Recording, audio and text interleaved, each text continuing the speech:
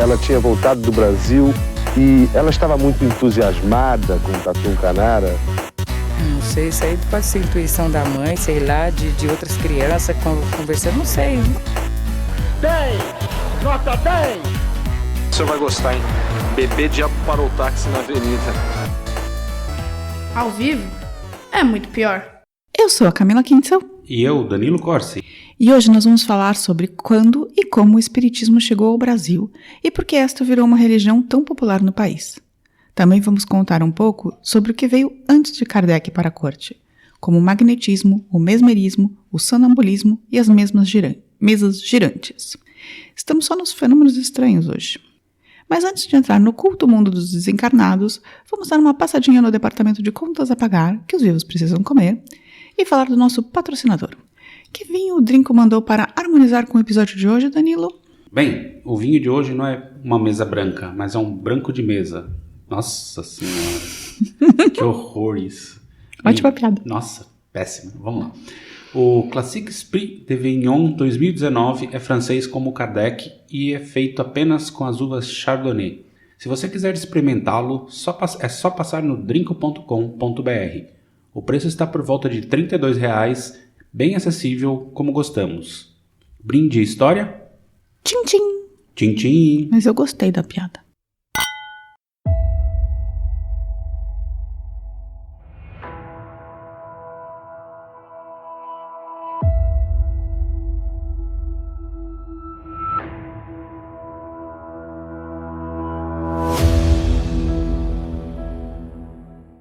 Bem, para começar essa história, precisamos ir para o século XIX. E já digo que vamos passar por 3 países, Estados Unidos, França e Brasil, para conseguir contar a história de como o espiritismo chegou ao Brasil e por que Cargas d'Água virou uma religião com milhões de seguidores, enquanto no resto do mundo é só uma curiosidade de 150 anos. Vou me conter, tá? Eu queria fazer um disclaimer aqui antes da gente começar, inclusive. A gente não é religioso, a gente não é espírita, tá? E a gente não é nada religioso. Então, eu tenho bastante restrições com o espiritismo. E o Danilo tem bastante restrições, então ele vai se conter. Mas talvez saia Se você for espírita, muito apegado e tal, e não lidar bem com piadas, talvez não seja o episódio para você, tá? Pois é. Bem, primeiro vale dizer que houve um florescimento do ocultismo no século XIX. A ciência e a religião, como o misticismo, se uniram um pouco. Vamos pensar que entre a metade do século XIX e o começo do século XX, a ciência avançava a passos largos. Fonógrafo, telefone, lâmpada incandescente, telégrafo, fotografia. Tudo isso estava surgindo. E esses avanços tecnológicos, aqui explicando de forma meio tosca, mas fácil de entender, transformavam algo que a gente não vê em uma coisa super palpável. Por exemplo, o telefone, com a voz viajando pelo ar, ou pelos cabos por ondas. Ou mesmo a fotografia, né, que uma imagem é captada de uma tela, sabe, pela luz e pela sombra. E assim a energia andava por cabos, pelo ar, porque não poderia vir algo mais, como um outro tipo de energia. Uma energia psíquica, magnética, espiritual. Uhum. O primeiro fenômeno mediúnico desse tipo que se teve notícia foram as irmãs Fox, que em 1848 vieram a público dizer que se comunicavam com espíritos a partir de batidas no chão e nas paredes. E depois criaram uma televisão. Não, o canal Fox não tem nada a ver com as irmãs Fox. Elas moravam em Hydesville, nos Estados Unidos, e viraram uma comoção nacional, com sua fama se espalhando para a Europa e para o resto do mundo. É a tipologia que chama o comunicar-se com espíritos por batidas. Não, isso daí eu só gosto dos filmes. E começa a bater nas paredes. Fenômeno paranormal, essas tranqueiras, assim, é bem divertido. Aí começaram a surgir outros fenômenos, como das mesas girantes, que tem gente que chama de mesas volantes. Basicamente, todo mundo se reúne em volta de uma mesa redonda, com as mãos em cima dela unidas pelos mindinhos. E a mesa começa a se mexer, a rodar, a sambar, eu não sei, eu nunca... Tipo tabuleiro Ouija, assim? É meio copo, sabe? Sim, mas é uma mesa que roda. E isso virou uma mania na França, aqui na Alemanha também, na década de 50 dos anos 1800, assim, tipo, todas as cidades tinham sessões e mais sessões de mesas girantes. As mesas também não demorariam para chegar no Brasil, levadas pela burguesia que vivia indo da Europa para os Estados Unidos, para o Brasil e para as Américas, né? Além das mesas volantes, surgiram outros fenômenos, como os magnetizadores, que meio hipnotizavam a pessoa e faziam ela ficar no estado de sonambulismo, também chamado de mesmerizadores. Não era maconha? Não era maconha. Pausa para contar aqui que eu descobri que ficar mesmerizado vem do nome de alguém, o Mesmer, Sr. Mesmer. que inventou essa coisa. E se vocês podem usar esse verbo, por exemplo, você olha a pessoa muito bonita, você pode falar que você está mesmerizado pela beleza dela.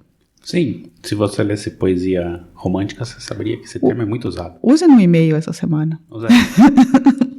Depois de um tempo, surgiram as sonâmbulas, que eram mulheres que conseguiam se auto-mesmerizar e davam atendimento divinatório. Sim, nessa época, acreditava que quando você está num estado sonâmbulo, você consegue ver o passado e o futuro. Descobrir que doença a pessoa tem e outras coisas. E aí, Danilo, você já ficou sonâmbulo e adivinhou o futuro? Não. Você nunca se auto-mesmerizou? Não. Isso aí, não. Não, você só fica mesmerizado pela minha beleza, né? Pois é. E aí tivemos os magnetizadores e as sonâmbulas no Brasil. Eu acho muito engraçado esse termo sonâmbulo. Tipo, para uma pessoa que adivinha coisas. E essas pessoas disputavam o lugar com as cartomantes e as benzedeiras, sendo que os magnetizadores e as sonâmbulas eram muito mais caros, eram de elite, assim, sabe? Sim, não era povão, né? Não era povão, era tipo só a galera que parecia meio ciência, sabe? Essa que é a questão. Eu acho que vale pensar aqui que eles estavam... Cloroquina é ciência. Cloroquina é ciência para cuidar de malária, sim, boa ciência. Mas... Então eles achavam que era ciência, sabe? Que eles estavam fazendo... Não era tipo oculto, mas era ao mesmo tempo científico. Nesse caldo de culturas rolando, que as pessoas se viam um pouco como cientistas e um pouco como descobridores, surgiu o nosso personagem mais famoso, o pedagogo francês Hippolyte Léon Denis Rivail, que mais tarde assume o pseudônimo mais conhecido ainda, Allan Kardec. O nome que ele recebeu de um espírito que ele contou que numa vida anterior ele tinha sido um druida gaulês com esse nome, sabia? Não, eu pensei que era o jogador que jogou do Vasco. Allan Kardec, não. Ele, segundo o Hippolyte, tinha sido um druida, e aí o espírito contou pra ele que o nome dele como druida era Allan Kardec, então ele reassumiu esse nome. Nome artístico. Isso. E aí nessa eu já coloquei o Allan Kardec diretamente ligado ao Asterix, né? Porque druida gaulês é muito Asterix. Enfim, mas continuando. Allan Kardec foi em uma dessas sessões de mesas volantes ou girantes e ficou encantado. Também foi lá que ele descobriu que os espíritos teoricamente podiam se comunicar com as pessoas pela escrita de um médium. Pronto. Kardec foi se consultar com um monte de espíritos e escreveu um livro chamado O Livro dos Espíritos em 1857. E agora a gente já organizou todo o clima para vir para o Brasil, certo? Essas coisas são sempre exportadas assim para os terceiro mundo, né? Nem era terceiro mundo naquela época. Não, era milésimo mundo. Acontece que no Brasil, dessa época, tinha um monte de francês, que eram os exilados de Napoleão III. Além de toda a classe alta também falar francês, uma língua que era muito mais importante do que o inglês na época. Na verdade, para quem não sabe, a língua de comunicação entre países de duas línguas diferentes era o francês, e o inglês só apareceu só depois da Segunda Guerra Mundial, assim, depois de lá pela década de 50. Tem a ver com o domínio... cultural. E econômico também, né? Eu, Camila e Danilo são cultura linguística para vocês. E então chegaram as primeiras brochuras e notícias dos primeiros livros sobre espiritismo. Assim, os primeiros espíritos brasileiros eram pessoas cultas, de classe bem alta, que liam em francês, como o Marquês de Olinda, o Visconde de Goiânia ou o Visconde de Uberaba. Vindo desse tipo de elite, assim, não sei, é bem questionável. Só Visconde e Marquês, por enquanto, a gente tá. Os profissionais liberais mais progressistas, que eram a favor da abolição da escravatura e também republicanos, também se interessaram logo de cara pelo espiritismo. Acreditava-se que era uma nova forma de pensar e crer, que unia aspectos científicos, filosóficos e religiosos. Aliás, logo de cara os espíritas brasileiros já começaram a discordar entre si. Claro. Uns eram adeptos de uma corrente mais mística, em que o espírito tinha tudo para se tornar uma religião. Espiritismo. Isso, e os outros eram adeptos de uma visão mais cientificista, que queria só investigar mesmo os fenômenos que antes não tinham explicação a partir dessa ideia de que existiam espíritos que poderiam se comunicar com os homens. Mas aí a coisa começa a tomar fôlego. Em 1864, Kardec cita o espiritismo no Brasil, falando que está sendo altamente difundido e uma brochura. O espírito, em sua expressão mais simples, em português, estava sendo divulgado para todo lado. E era verdade. Aí, Teles de Menezes cria a primeira sociedade de estudos espíritas do Brasil, o Centro Religião e Ciência em Salvador, na Bahia, em 1865. só 8 anos após o lançamento do Livro dos Espíritos. Foi rápido. Para século XIX, né? 3 anos mais tarde, ele cria também o primeiro periódico espírita, o Eco de Além Túmulo. Nome bastante gótico, não, Danilo? Bom nome. Dark, né? O Eco de Além Túmulo. E foi exatamente neste lugar, o Centro de Religião e Ciência, que apareceu o primeiro espírita do Brasil. Nessa primeira sessão, aparece um espírito e eles perguntam como ele se chama. Aí o espírito fala que seu nome é Anjo de Deus. Não era Marquinho? Hã? Marquinho? Não era Marquinho, era Anjo de Deus. O povo ficou assim, meio sem saber se era verdade ou não. E como que eles fazem para ter certeza que aquele espírito é quem está falando? Você tem ideia, Danilo? Como que você faz para ter certeza? Faço a menor ideia. Pois eles tiveram uma ideia genial. Eles fizeram o espírito jurar por Maria e por Deus que o nome dele era mesmo Anjo de Deus. E aí o espírito jurou e pronto. Só pode ser verdade. Ah, é assim? Fácil assim? Tá bom. É assim que você prova. Da hora. Não é que o espírito pudesse tirar o RG também, né? Ah, devia, né? Mas não tinha como. Impressão digital. Então não podia. Então aí foi isso. Você jura? O caso seria isso. Impressão astral, sei lá.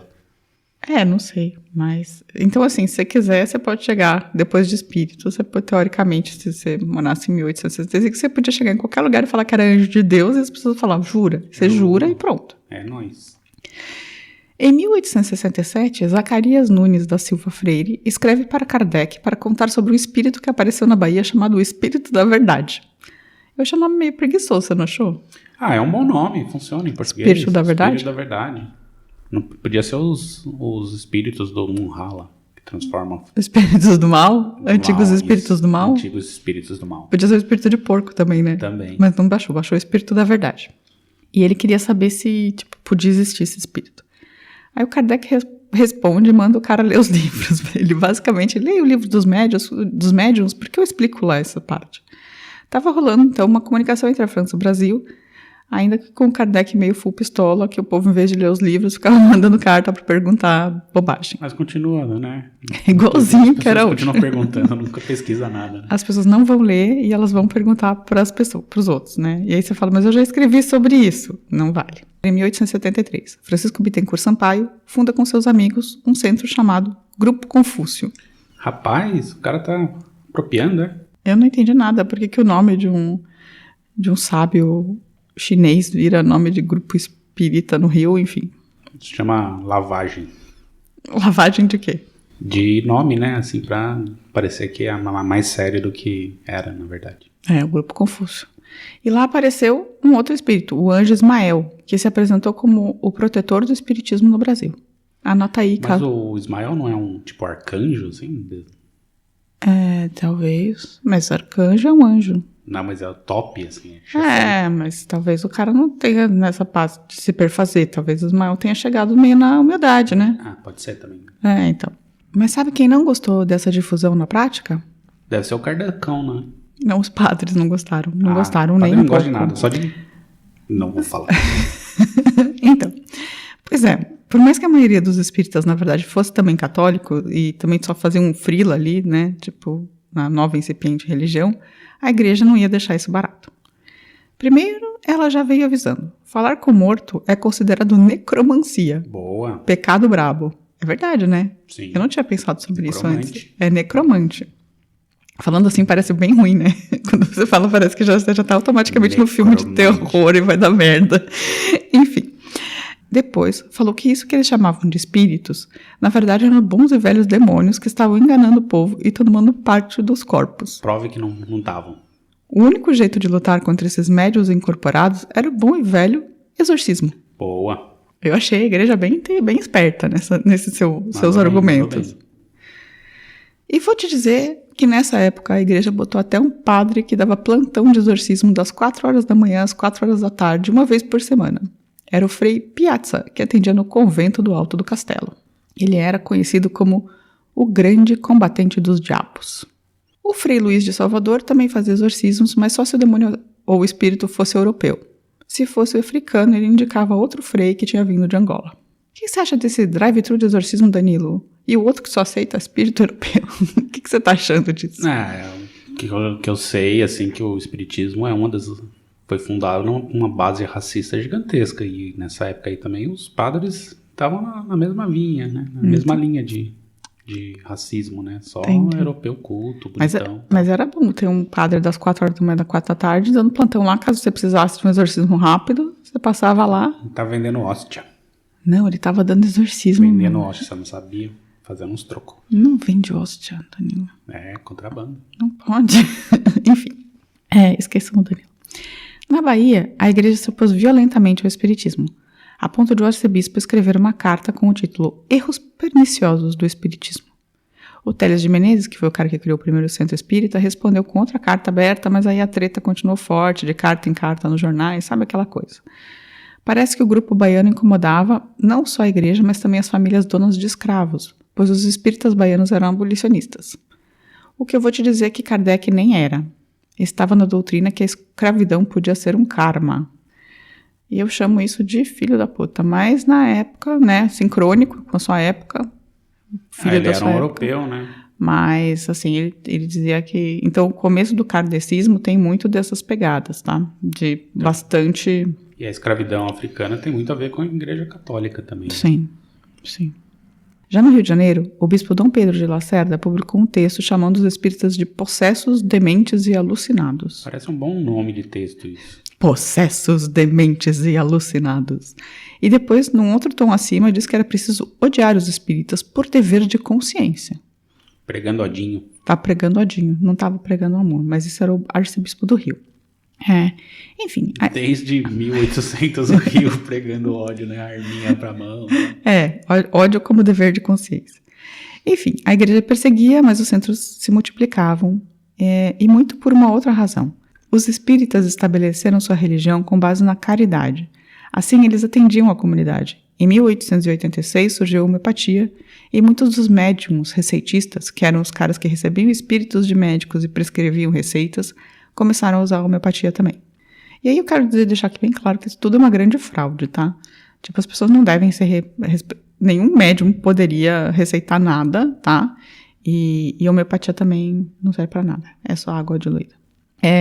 Também distribuíam comida, criavam espaços para palestras e cultura nas comunidades. Assim, dos ricos e brancos e racistas como Kardec, o espiritismo foi chegando no Brasil também para as classes mais baixas, né? Foi se difundindo por causa desse trabalho comunitário. Com o acirramento das perseguições em 1881, os espíritas entregaram uma carta a Dom Pedro II pedindo para os bispos pararem de perseguir os espíritas e garantindo a liberdade de culto no país. O imperador disse que tudo bem, que não iam mais ser perseguidos. Parece que o próprio imperador também era um animado curioso com o espiritismo, em especial com as fotografias espectrais. Caçadores de espectros. Aqueles caras que ficam tirando fotografia que aparecia o espírito atrás. Quem também tinha ficado curioso com o espiritismo, mas depois resolveu desmontá-lo, foi Machado de Assis. Ele era um dos que jogava lenha da fogueira anti-espírita. Vou citar agora a Mary Del Priore no livro Do Outro Lado, que é só sobre isso, sobre espíritos. O Machadão baixou nele, então, o espírito de porco. Falando do Machadão.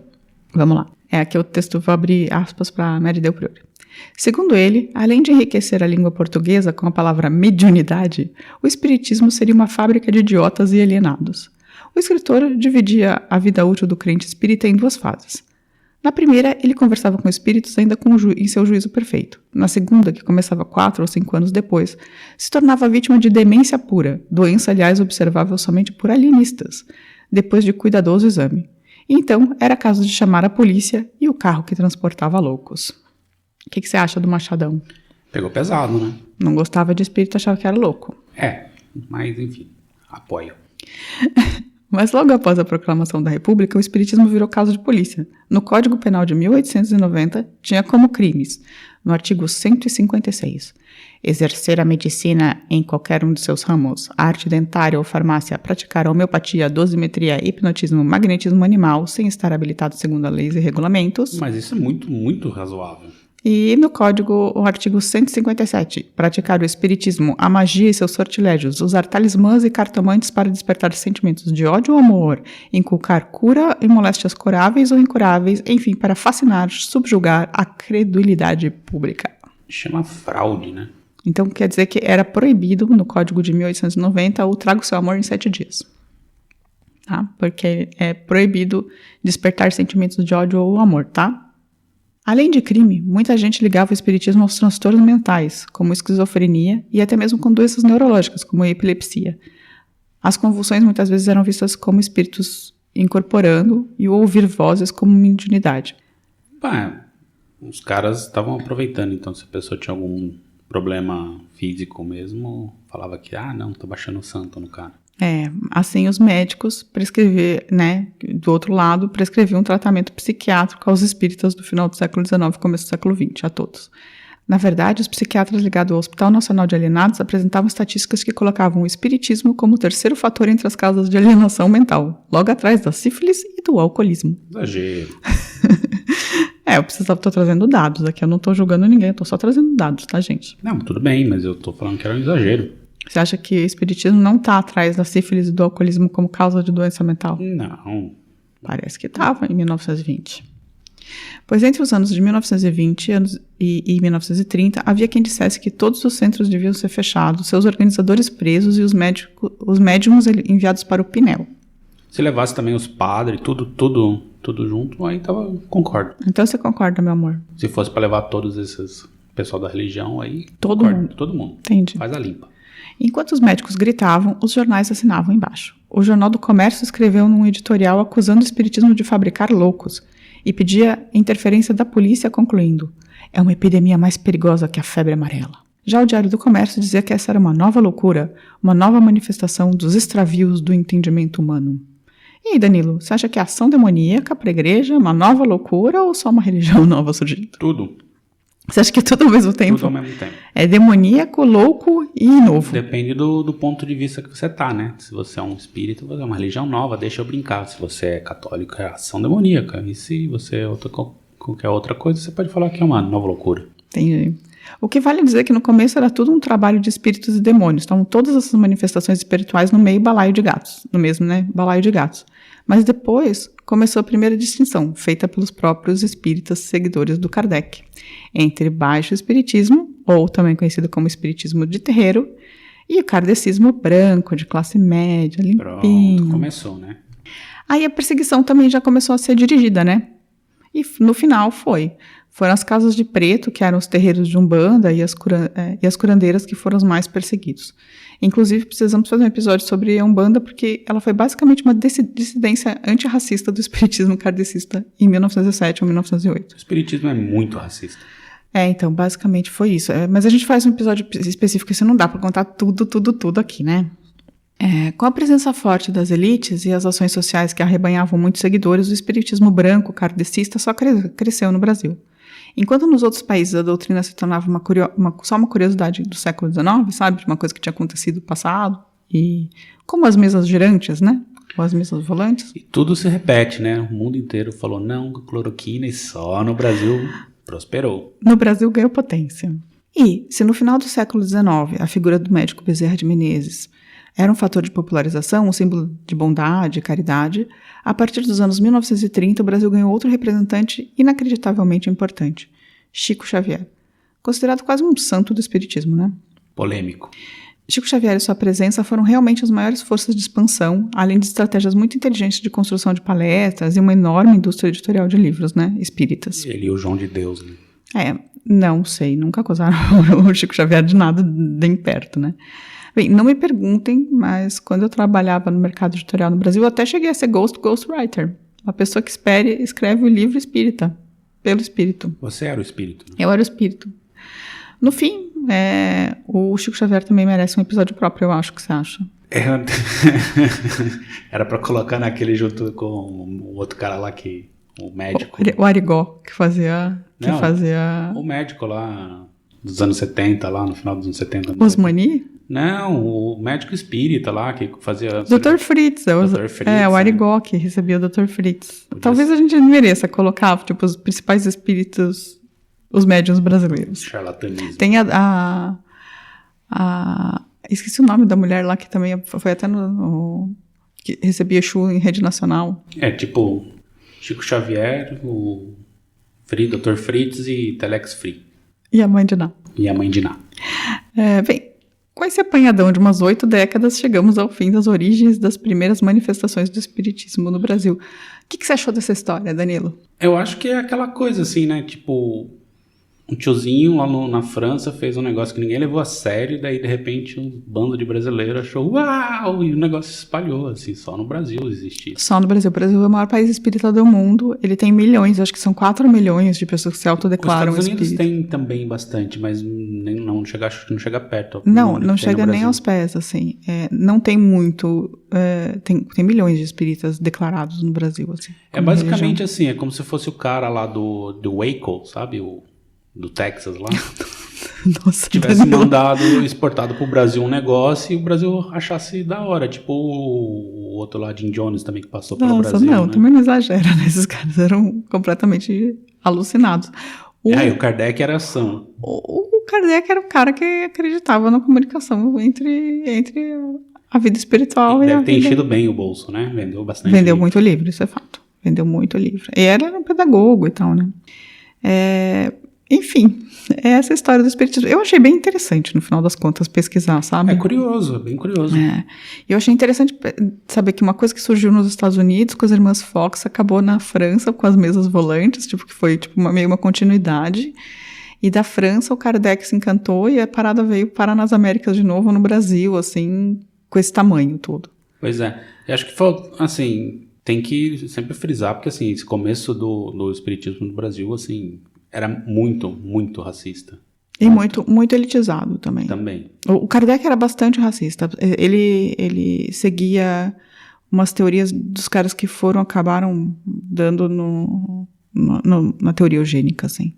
Eles acreditavam realmente que os negros e os indígenas eram espíritos inferiores e que estavam pagando karmas, assim. Era bem, bem feio, assim. Bem feio mesmo. Mas era um fruto da época também. É um fruto da sua época. Então, assim, aquele momento que, tipo, Júlio Verne, você vai ler, tem coisas super problemáticas. Monteiro Lobato também, um grande racista, porém um grande autor. É complicado de discutir isso, assim. A gente tem que ler com dois filtros, né? O sincrônico, que é, tipo, olhar pro tempo mesmo que a pessoa tá, e aí a gente acaba passando um pano, e aí depois no nosso, olhando de fora e falar a verdade, né? Essas pessoas eram racistas. Sim. Enfim. Bem, vamos dar um golinho no vinho então e a gente volta para os recadinhos, pode ser? Bora.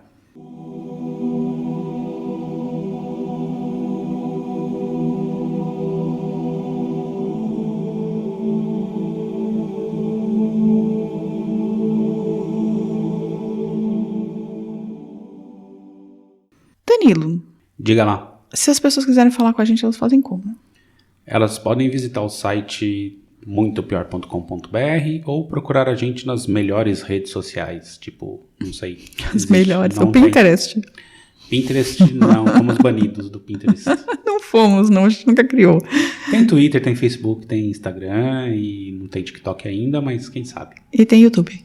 Tem YouTube. Isso, então você pode falar com a gente em todos esses canais. Ou pelo nosso e-mail, qual é o nosso e-mail?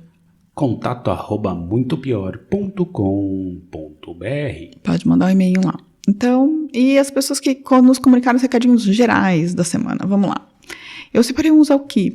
Tem o Matheus Heleno, que falou que adora a gente, ama a gente, que ele maratonou todos os episódios e que ele queria saber como a gente é.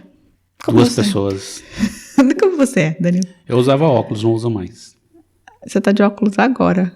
Eu Denúncia. não enxergo de perto. Ele não tá de lente, ele tá de óculos. Não, eu tô de lente e óculos. Jesus. Então, o Danilo é uma pessoa que não enxerga nem de perto nem de longe. Eu não uso óculos. Então, a gente já deu umas dicas sobre a gente. E ele pediu um abraço, um alô. Um abraço, um alô. Um alô. Bem, o Márcio Fabiano voltou a falar com a gente, é o nosso maior comentarista. Nós adoramos os comentários dele e a gente estava sentindo saudade, que ele não tinha aparecido esse ano ainda. Agora ele apareceu, a gente tá contentão, né? Sim. Ele e o Fábio Christian também, que tá sempre lá, a gente até espera eles comentarem, já criou a amizade. Bem, o Jorge Silva falou que é Bolsonaro, mas curte muito a gente e que ele gosta Tá bom. ele respeita a nossa opinião. Justo. Então eu quero mandar um abraço aqui especial pro Jorge Silva. Um abraço, uma humildade rara entre bolsonaristas. Né? Não, é incrível. Eu acho demais, assim. A gente tem que ouvir as pessoas com quem a gente não concorda também, de vez em quando. Claro, mas desde que as pessoas estejam dispostas a dialogar, né? Sim, claro. O Charles de Castro perguntou se a gente vai fazer esse episódio do Ganga Zumba. Ele quer um episódio do Ganga Zumba. Tá na lista. Tá na lista. Muita calma. Charles, a gente vai fazer. Calma, que a lista é grande, a lista é longa. A Anitta Cunhal de Lisboa, a gente também vai mandar um beijinho pra ela de novo essa semana, porque ela também se comunicou com a gente. E tirando isso, você quer mandar mais um abraço pra alguém? Giancarlo. Como esquecer? Você ficou por último. Mas não pro Giancarlo, Ivo Giancarlo. Não, Giancarlo do Mundo Reverso, esse não. Só pro Giancarlo bonzinho. Então, a gente vai se despedir essa semana falando em uníssono o nome dessa pessoa incrível, que é o Giancarlo. Semana que vem estaremos de volta. Um beijo pra Carol. Tchau. Tchau, tchau. A vida é muito pior. Este programa é um oferecimento de drinco.com.br.